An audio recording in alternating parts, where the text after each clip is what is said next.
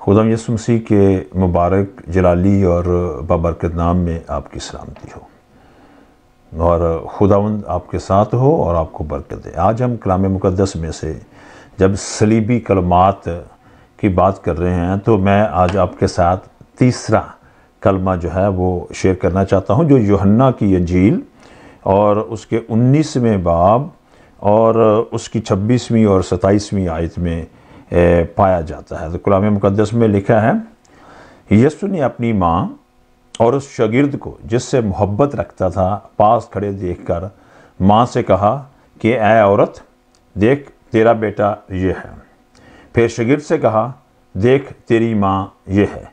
और उसी वक्त वो शागिर्द उसे अपने घर ले गया। कलाम मुक़द्दस का पढ़ा और सुना हम सब के लिए बाइस बरकत हो। खुदावंद यीशु मसीह ने बहुत खूब फरमाया है और ये हम जानते हैं कि ये बहुत अहम बात है।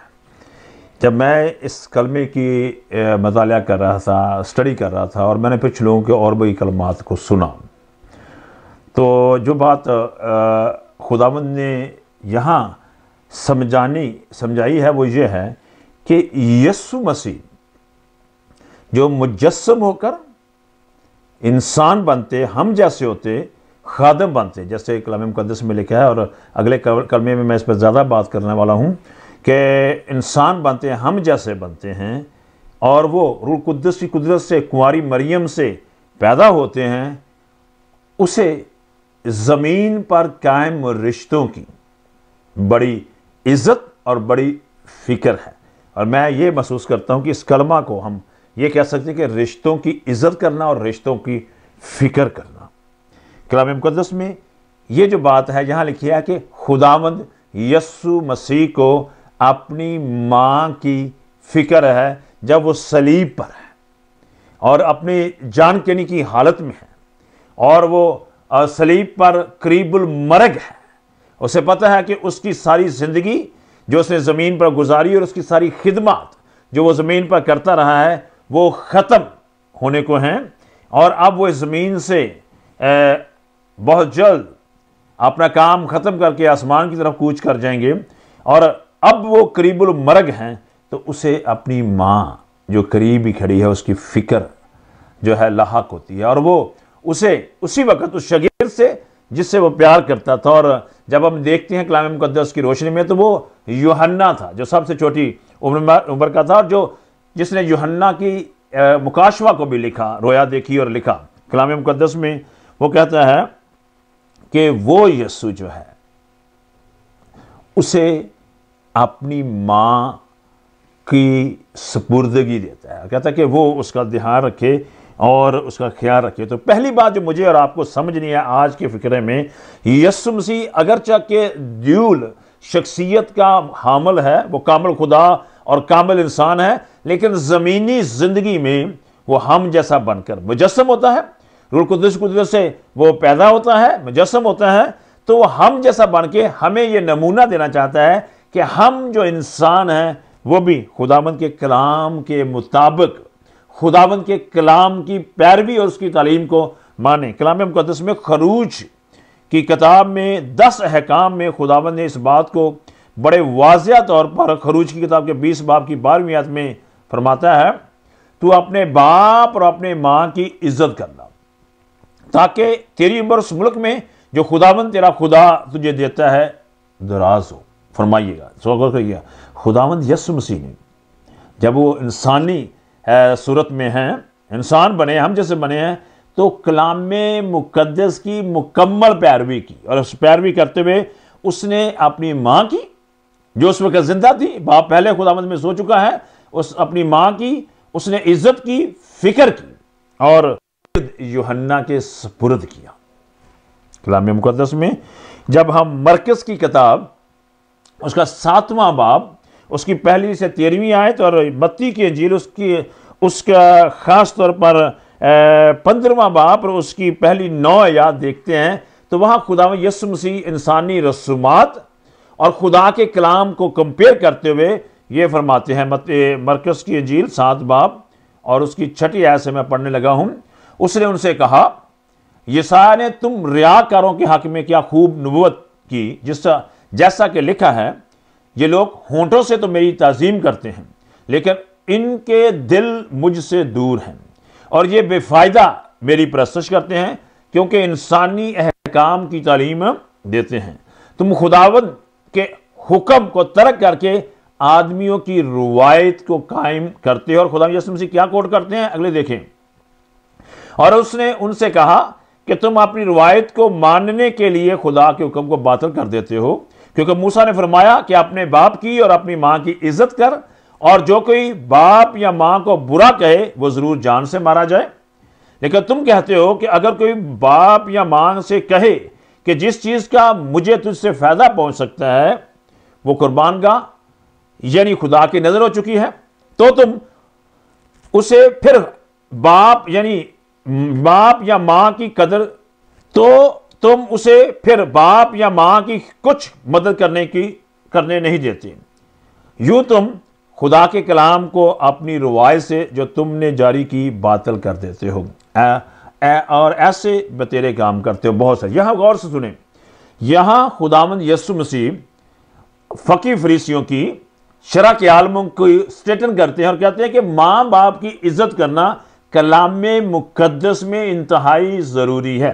तो मैं यहाँ अपने अजीज़ों से, भाइयों से, दोस्तों से, बेटियों से ये बात कहना चाहता हूँ, जब यीशु मसीह ने कलाम की पैरवी करते हुए माँ की इज्जत की, उसकी हिफाजत का ख्याल किया और फरमाया कि अगर चाहे तुम ये सोचते हो कि हमने अच्छे काम कर रहे हैं और अगर तुम खुदावंद के कलाम के मुताबिक अपने माँ बाप की इज्जत नहीं करते, तो जैसा हमने कलाम मुकद्दस में पहले देखा है, तो फिर हम क्या करते हैं, हम खुदावंद के कलाम को बातिल करते हैं, तर्क करते हैं।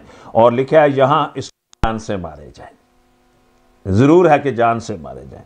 खुदावंद हमें एक नमूना देता है कलाम की पैरवी का, क्योंकि वो कामिल इंसान है और जमीन पर रिश्तों की कदर को, ये तेरा भाई है, ये तेरा बाप है, ये तेरी माँ है, ये तेरी बेटी है, उनकी इज्जत करना, उनकी ताजीम करना, उनसे मोहब्बत करना, उनकी फिक्र करना, उनका ख्याल रखना कलाम मुकद्दस की रूह के मुताबिक है।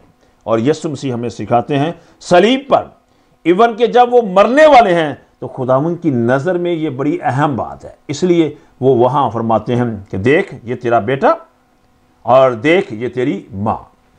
अजीज़ों, कलाम मुकद्दस में जो बात मैं पढ़ना चाहता हूँ एक और, अगर आप तिमोथियस के खत, पहला तिमोथियस और उसका 5वां बाब और उसकी 8वीं आयत देखें, तो वहाँ यूँ फरमाया गया है, इन बातों यूँ लिखा है, अगर कोई अपनों और ख़ासकर अपने घराने की खबरगिरी ना करे तो ईमान का मुनकर है और बेईमान से बदतर है। गौर फरमाएं, मैं चाहता हूं कि अगर कोई अपनों और ख़ासकर अपने घराने की खबरगिरी ना करे तो ईमान का मुनकर और बेईमानों से बदतर है। अजीज़ों, मसीह होते हुए कितनी अहम बात पौलुस रसूल यहाँ करते हैं, और ये यीशु मसीह की बात को ही कोट कर। अगर हम अपने बाप की, अपने माँ की और अपने अजीज़ों की, रिश्तेदारों की कदर नहीं करते और उनको इज्जत नहीं देते, उनकी खबरगिरी नहीं करते, तो यहाँ लिखा है कि हम ईमान के मुनकर हो जाते हैं और फिर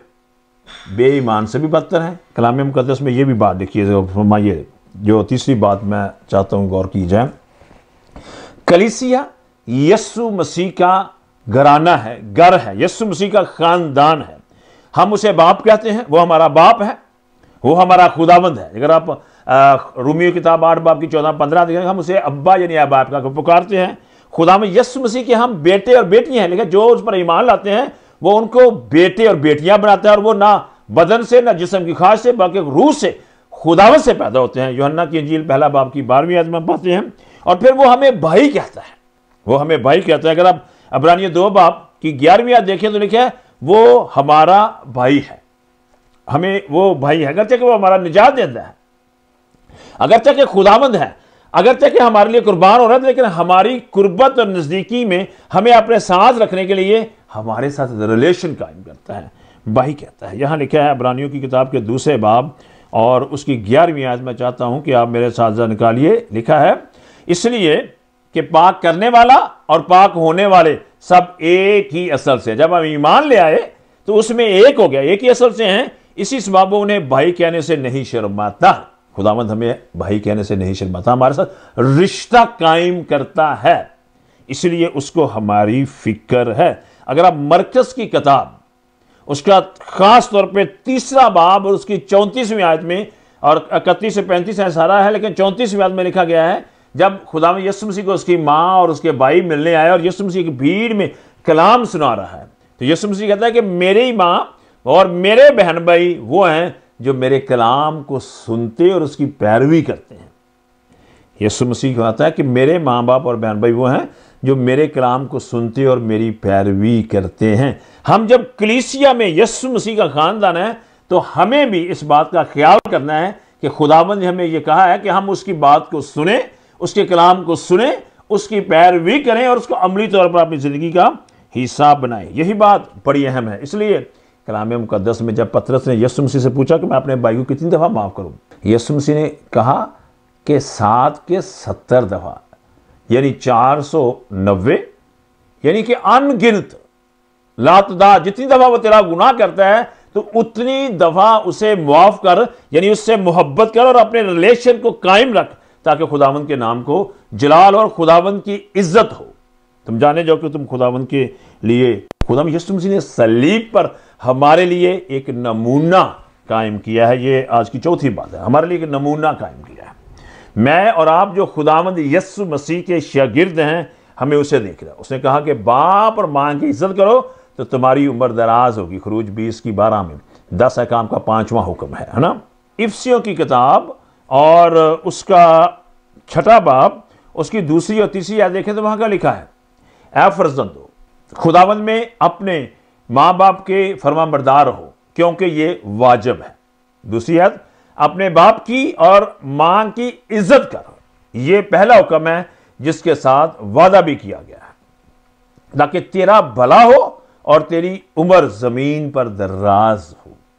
फरमाइए, गौर फरमाइए, देखिए लिखा है अपने माँ बाप के फरमाबरदार हो कि ये वाजिब है, और इसमें इज्जत देने से खुदावंद बरकतें करता है, हमें भलाई हमारी होती है और खुदा हमें उम्र की दराजी से नवाजता है।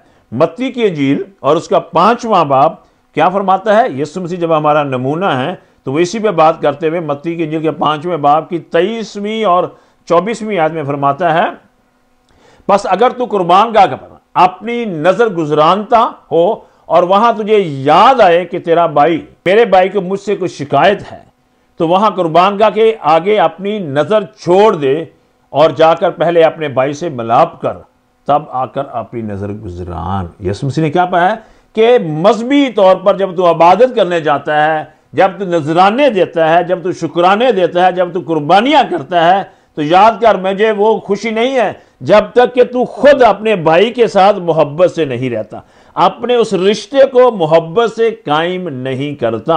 ये खुदावंद ने फरमाया है, कहता जहां पहले अपने भाई से सुलह कर ले, सलामती कर ले, मिलाप कर ले, और फिर जो है क्या होगा, फिर तू आकर अपनी नजरान गुजरान, तो वो खुदावंद के हुजूर मकबूल ठहरेगी। गलतियों की किताब के 6ठे बाब की 10वीं आयत में लिखा है, बस जहां तक मौका मिले सबके साथ नेकी करें, खासकर अहले ईमान के साथ।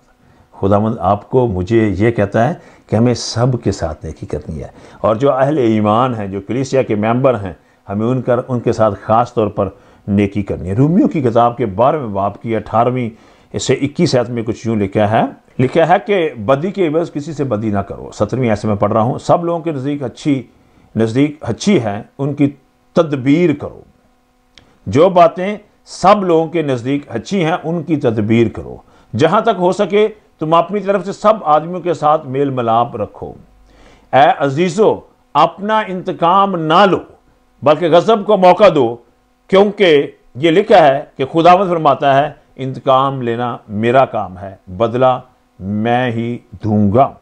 कलाम मुकद्दस में जब हम आगे देखते हैं लिखा है, बल्कि अगर तेरा दुश्मन भूखा हो तो उसको खाना खिला, अगर प्यासा हो तो उसे पानी पिला, क्योंकि ऐसा करने से तू उसके सर पर आग के अंगारों का ढेर लगाता है।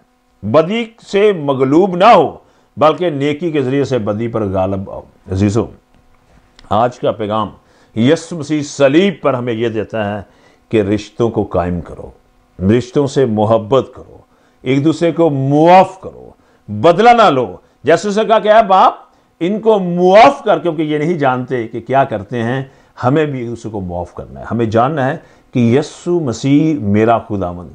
अपने आखिरी 7 कलमात में से तीसरा कलमा इस बात के लिए कहता है कि उसे अपनी मां की फिक्र है, उसे अपनी मां की फिक्र है और वो उसे उसकी हिफाजत के लिए फरमाता है। कलाम मुकद्दस में जो अगली बात लिखी है वो ये है कि यीशु मसीह कहता है कि मैं आज रब तक हमेशा तुम्हारे साथ हूं, मैं बदला नहीं हूं।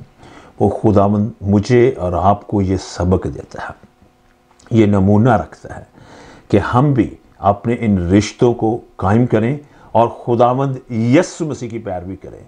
अगर हमें मौत भी आ जाए तो हम खुदावंद के उस रिश्तों को जो खुदा ने कायम किए हैं उनमें कायम होकर खुदावंद के नाम को जलाल दें, ताकि हम जैसे वो बाप में एक है हम उसमें एक हो जाएं और उसके साथ अबदी ज़िंदगी पाकर हमेशा हमेशा उसमें रहें। खुदावंद यीशु मसीह के बाबरकत नाम में आपकी सलामती हो। सलीब के आखिरी लम्हात में वो हमें रिश्तों की कदर करना, इज़्ज़त करना और उन्हें कायम करना सिखाता है, ताकि हम खुदावंद यीशु मसीह के नाम को जलाल दें और उससे बरकत पाएं। खुदावंद आपके साथ हो। आमीन।